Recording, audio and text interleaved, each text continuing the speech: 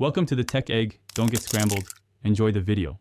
You begin by assembling the essentials and taking the first actionable steps. Import your PNG logo and type your Twitch name into a text layer. Once done, position a 1920x 1080 canvas so the overlay scales correctly across resolutions. Make sure to set text font, size, and color now. This avoids rework later.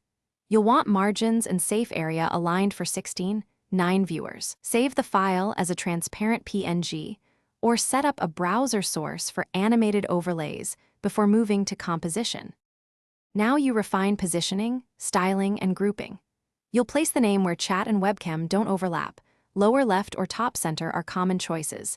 Then apply a 2:4px stroke and subtle shadow to keep text readable over gameplay. Once you've set font hierarchy, lock background layers and use individual sources so you can animate or toggle pieces live.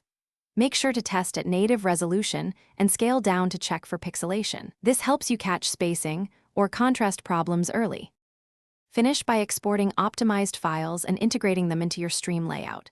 You'll export a transparent PNG or WebM at the canvas size, then add it as an image or browser source in OBS, set transform to align, and lock the position. Once integrated, run a local recording to verify clarity and timing.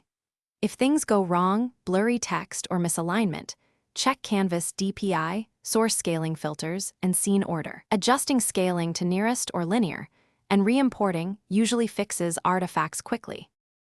Thanks for watching. Consider subscribing if I helped unscramble your problems.